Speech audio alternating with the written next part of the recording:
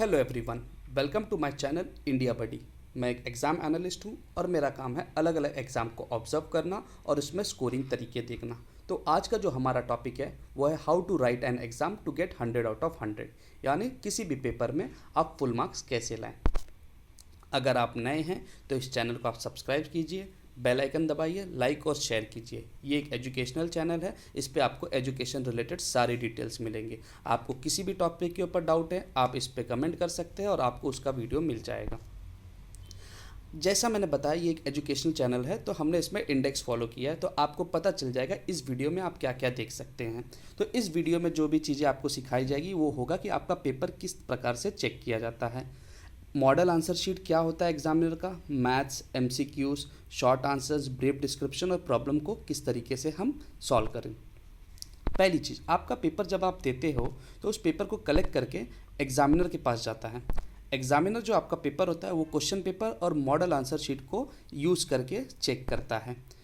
जब एग्जामिनर को लगता है कि आपका पेपर बहुत बेहतरीन है और आपने 80% का क्राइटेरिया पार कर लिया है तो आपका पेपर मॉडरेटर के पास जाता है। मॉडरेटर आपके पेपर को वापस बारीकी से चेक करता है।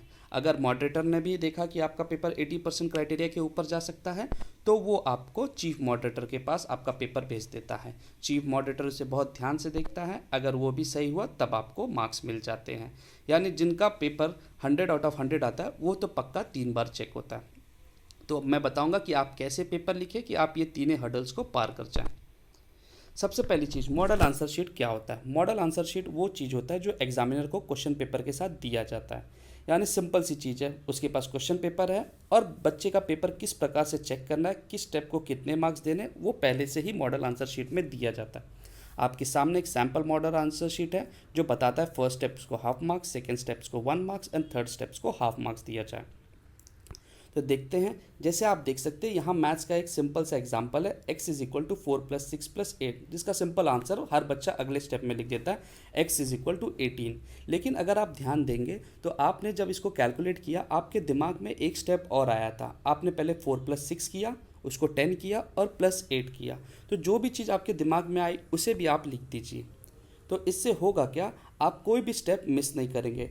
अब चीफ मॉडरेटर भी आपका मार्क्स नहीं काट सकता ये बोल के कि कोई स्टेप मिसिंग है। अगली बात, एमसीक्यूज़ को कैसे सॉल्व करें। ये बहुत सारे बच्चों उसमें डाउट होता है। मैंने एक सिंपल सा एमसीक्यू उठाया जो 6-7 स्टैंडर्ड की बुक का होगा। The star in our solar system is, हम इसको सबको मालूम है उसका आंसर सन है, लेकिन उसे लिखे कैसे। कुछ लोग बोलते हैं क्या सिर्फ मैं ए लिख के छोड़ दूँ, कुछ लोग बोलते हैं क्या मैं सिर्फ सन लिख दूं, या कुछ लोग बोलते हैं पूरा स्टेटमेंट लिख के उसे अंडरलाइन करूं। तो सही तरीका है पूरा स्टेटमेंट लिख के उसे अंडरलाइन कीजिए। अंडरलाइन आप पेन या पेंसिल किसी चीज़ से भी कर सकते हैं। शॉर्ट आंसर्स को कैसे लिखें। शॉर्ट आंसर्स आपके 1 लाइनर हो सकते हैं या मल्टीपल लाइनर हो सकते हैं। सिंपल सी चीज़ है, जितने मार्क्स का क्वेश्चन है उसके डबल पॉइंट लिख दीजिए। फॉर एग्जाम्पल, जैसे आपके पास 3 मार्क्स का कोई क्वेश्चन है उसमें आपको 6 पॉइंट्स लिखने हैं। दोस्तों याद रखिए 6 वैलिड पॉइंट, आप कुछ भी नहीं लिख सकते। अगर आप कोई डेफिनेशन बता रहे तो उसका फॉर्मूला लिखिए और साथ में फॉर्मूला में इस्तेमाल हुए सारे टर्म्स के बारे में बताइए। एग्जाम्पल में जैसे आपको बोला है वेलोसिटी के बारे में, सबको मालूम है कि वेलोसिटी का जो फॉर्मूला होता है वो डिस्टेंस अपॉन टाइम होता है, तो उसका डेफिनेशन बहुत सिंपल हो जाएगा। Velocity is defined as total distance travelled per unit time. उससे मैंने फॉर्मूला में लिखा v is equal to d/t, लेकिन उसके बाद मैंने उसे एक्सप्लेन भी किया, where v is velocity, d is distance and t is time. हो सके तो आप SI यूनिट भी लिखिए, लेकिन ये ऑप्शनल है, ये हर डेफिनेशन में नहीं इस्तेमाल किया जा सकता। लेकिन मोस्ट इंपॉर्टेंट चीज़, आप हमेशा स्टैंडर्ड सिंबल से इस्तेमाल कीजिए। जैसे मैंने वेलोसिटी, हमें सबको मालूम है कि वो v से दिखाया जाता है, डिस्टेंस जो है वो d से दिखाया जाता है। ब्रीफ आंसर्स को आप किस प्रकार से लिख सकते हैं। ब्रीफ आंसर्स को आप लिख सकते हैं, आपको स्टेप बाय स्टेप लिखना है। ब्रीफ आंसर में आप स्टार्ट कीजिए, इंट्रोडक्शन वर्ड लिखिए, उसको अंडरलाइन कीजिए और जो भी आपका इंट्रोडक्शन है वो लिखिए। फिर अगर फार्मूला है तो आप फार्मूला शब्द लिखते, फिर उसे अंडरलाइन कीजिए और फिर जो आपका फार्मूला उसे लिखिए। एक्सप्लेनेशन दीजिए, डायग्राम दीजिए, एडवांटेज डिसएडवांटेज यूजेस, ये डिपेंडिंग ऑफ आपके क्वेश्चन के हिसाब से।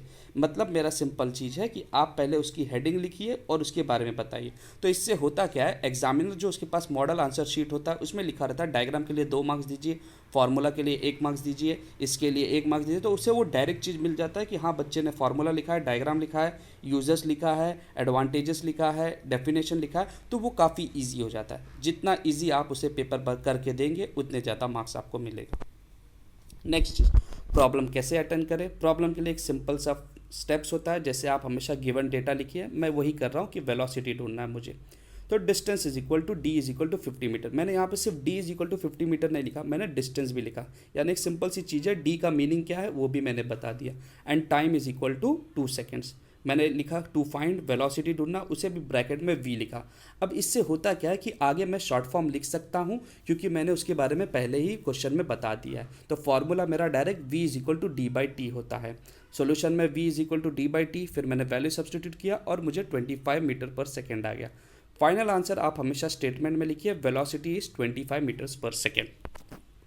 नेक्स्ट चीज़ दोस्तों, अगर आपको बहुत सारे वीडियोस चाहिए इसी तरीके से आप कैसे स्कोर कर सकते हैं, आपको बहुत सारे चीज़ें मिल जाएंगे। आप सिर्फ कमेंट कीजिए, लाइक कीजिए, सब्सक्राइब कीजिए और शेयर कीजिए। मेरे बहुत सारे वीडियोस आपको जल्द ही मिल जाएंगे। Thank you very much.